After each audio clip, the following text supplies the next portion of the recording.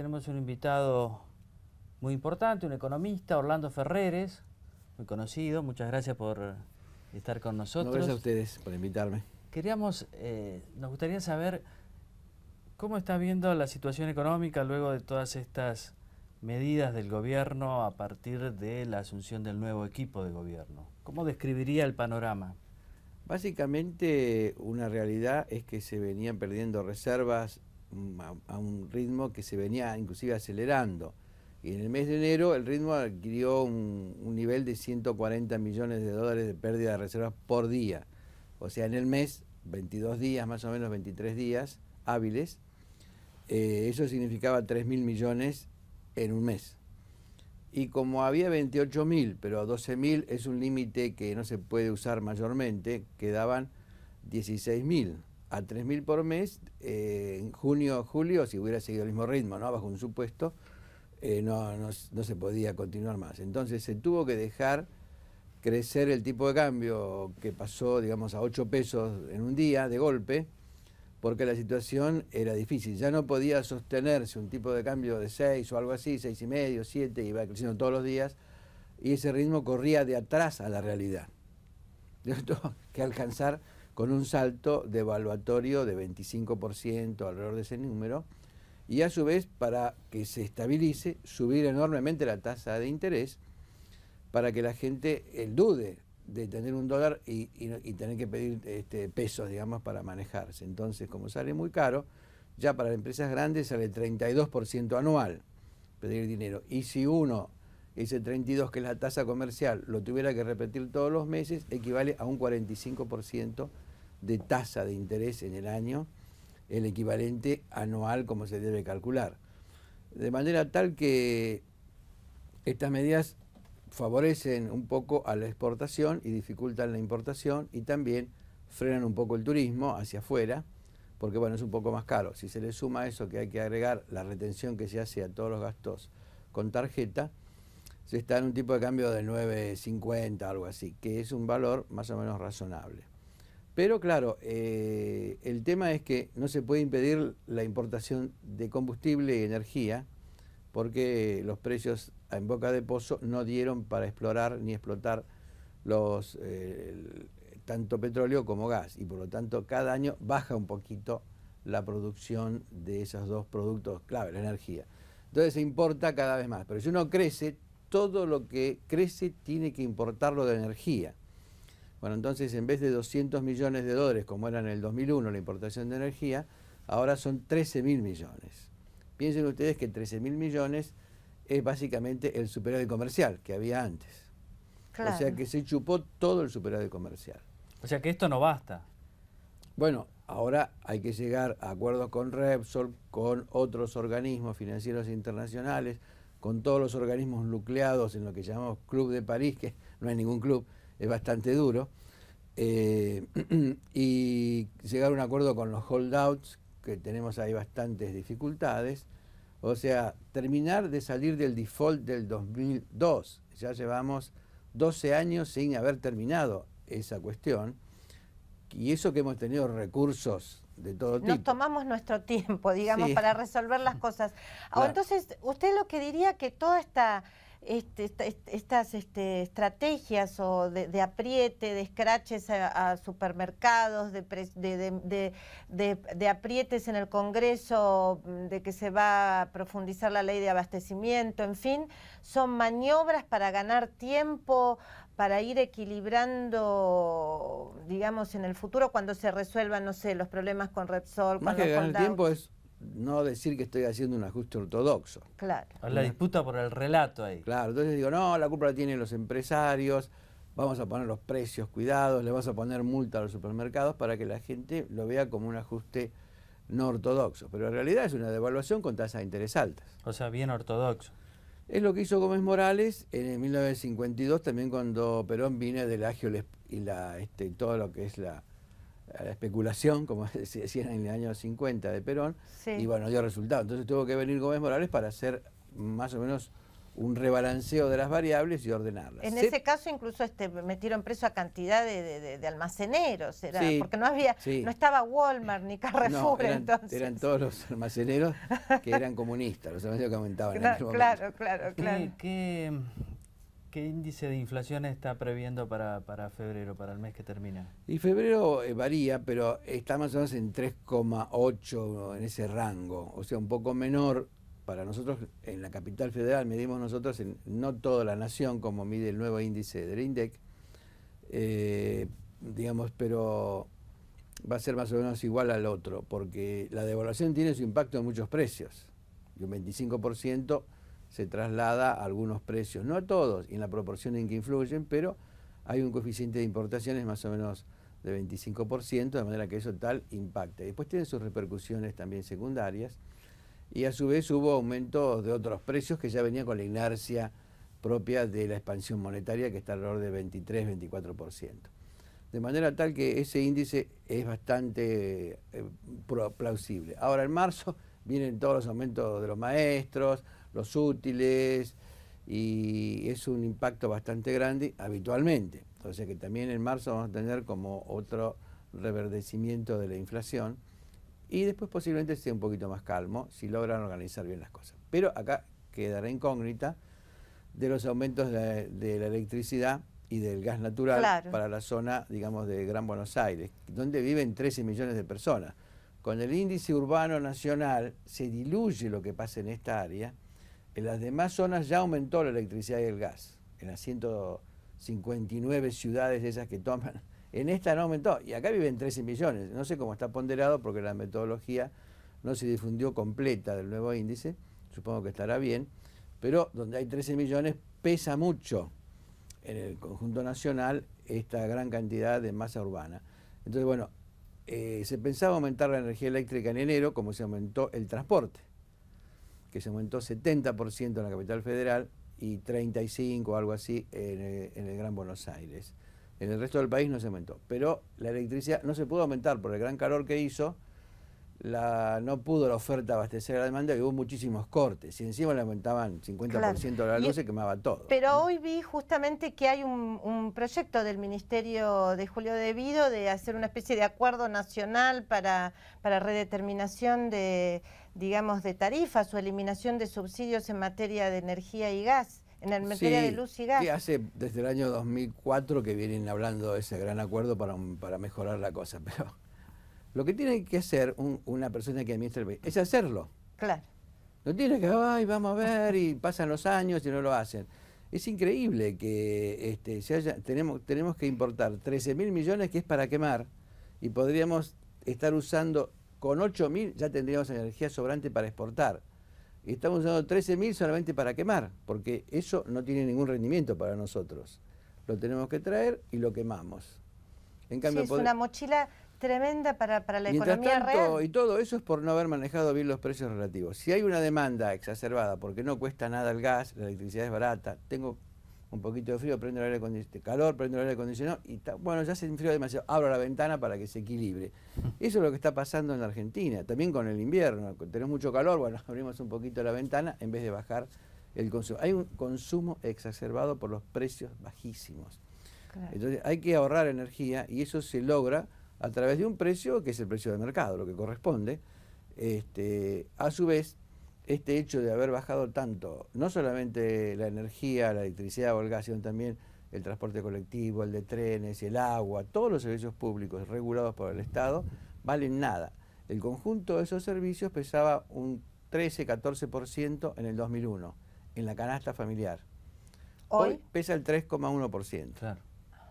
Sin tomar en cuenta la nafta, que también pesaba 3 y ahora pesa 3%. Entonces, de 3 tiene que ir a 12, 13, y eso va a restar poder de compra para otros bienes durables, que son los que se han comprado mucho en este último tiempo, cuotas de distintos electrónicos, autos, motos, bicicletas, en fin, todo eso ya no va a tener tanta demanda porque la persona va a tener que pagar algo por los servicios públicos, que como ocurre en todos lados. Hoy por hoy, ¿cuál es a su criterio la principal o las principales causas de la inflación? Bueno, acá las causas hay que decirlo en el sentido aristotélico. En el metafísica dice, bueno, miren, la causa es así. Usted se quema la mano con agua caliente y dice, ¿me quemó el agua caliente? No, está equivocado. Si dice, ¿me quemó la olla de hierro que estaba caliente? No, está equivocado. El fuego que está abajo es la causa última. Entonces acá tenemos los precios que suben, o los empresarios se ven la olla, ¿no? Los culpables son los empresarios. No, es el fuego que está abajo. Y esa causa profunda es el déficit fiscal. Entonces, no se ve mucho, a veces ni se ve el fuego, y uno se quema con el agua o con la olla. La verdadera causa es el déficit. ¿Por qué? Porque ese déficit se tiene que emitir dinero espurio, que no tiene representación en la producción, y entonces aparece más poder de compra nominal que la producción de bienes. Se está expandiendo a un ritmo de 25% la cantidad de dinero, y la producción se expande 2-3%. La diferencia tiene que ser aumento de precios. No hay forma de evitarlo. En el corto plazo se puede haber diferencias, pero muy pocas. Entonces, cuando hay déficit fiscal y no hay financiamiento genuino y se emite un financiamiento de adelantos transitorios u otros dibujitos, pero que es lo mismo, ahí viene la inflación. Y eso ya se sabía que iba a estar ocurriendo y cada vez más. O sea, si queremos que se enfríe el agua y se enfríe la olla, tenemos que apagar el fuego. O sea, déficit fiscal cero. Ahora, para hacer eso tienen que hacer esta impopular suba de tarifas y además impopular hacia su base política arreglo con los acreedores externos, el Club de París, bueno, el para fondo. Que den algún financiamiento genuino. Porque si no hay financiamiento... Hoy no tenemos ningún financiamiento genuino de ningún tipo, nada. Estamos cerrados. Hoy diría, entonces estamos en la transición, en el cambio de un modelo a otro. El otro se agotó. El otro ya está. Se agotó y ahora si se quisiera seguir con eso no podría seguir. Entonces, bueno, por necesidad se tuvo que cambiar a este otro modelo, pero este exige más ajustes. Ya los tenía previstos Kicillof, el ajuste de la energía eléctrica, dicen, o sea que pensaba disminuir los subsidios, pero no pudo por las circunstancias que dije antes, la de los cortes de energía eléctrica. Pero volvieron sobre ese tema. Van a aumentar las tarifas. ¿Cuánto es los subsidios por tarifas y todos esos subsidios económicos que se le da la plata a las empresas para que tengan un precio más bajo al público? En definitiva se le da al público, pero a través de las empresas. 150.000 millones de pesos. Entonces, si aumentan en un monto X las tarifas, eliminan todos esos 150.000 millones de subsidios. Y ese es exactamente el déficit fiscal. Claro. O sea que aumentando eso se cerraría en un problema. Igual existen otros problemas, pero este es uno de los más gordos que hay ahora y que se puede cerrar, claro, con impopularidad en parte, pero hay mucha gente que también le da vergüenza pagar 17 pesos por mes el gas. Y dice, bueno, más o menos me sale como un paquete de cigarrillos, no tiene sentido. Así hay cosas un poco ridículas. No, ese número que dice 3% del gasto, digamos, individual frente al 13% de principios de la década del 2000, sí, me parece muy, muy impactante. ¿Usted diría que la soja entonces, por lo que desarrolla, o sea, el ingreso, la liquidación de cereales no va a alcanzar tampoco para, como espera parte del gobierno, bueno, para equilibrar? Algo es, pero tenemos mucha importación de Tierra del Fuego que tiene un déficit de 6.000, 7.000 millones de dólares. Toda la industria en su conjunto tiene un déficit de más o menos 30.000 millones entre lo que exporta y lo que importa, dejando de lado la industria agropecuaria, o sea, el aceite y todos los derivados del agro lo ponemos como agro y sus derivados.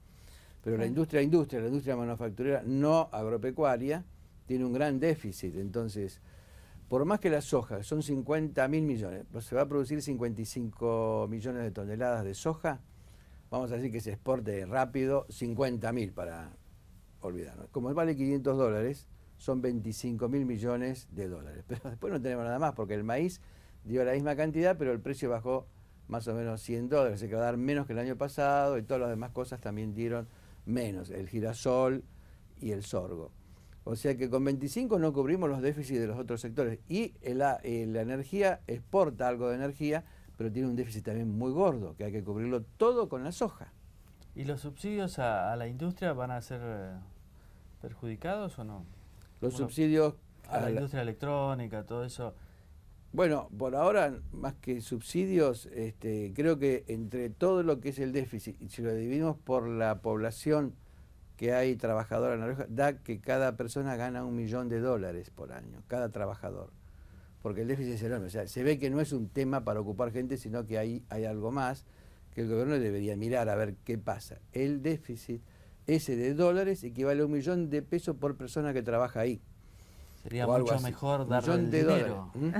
Darle el 10% de ese dinero a cada uno. Yo estoy diciendo esto como una manera para que hay que mirar. Yo no lo estudié a fondo, pero es algo que hice la gran cuenta y me dio algo. Esto hay que profundizarlo, evidentemente, a ver por qué hay esa enorme pérdida ahí. Tengo entendido que muchas veces los productos que llegan a Tierra del Fuego se hacen completos en otro lado. Después hay un galpón que dice Argentina, ahí los mandan, los sacan de la caja, los dividen en varias partes, los ponen en una bolsita, los mandan por avión a Tierra del Fuego y ahí los vuelven a armar y le ponen una cajita celeste que dice Industria Argentina.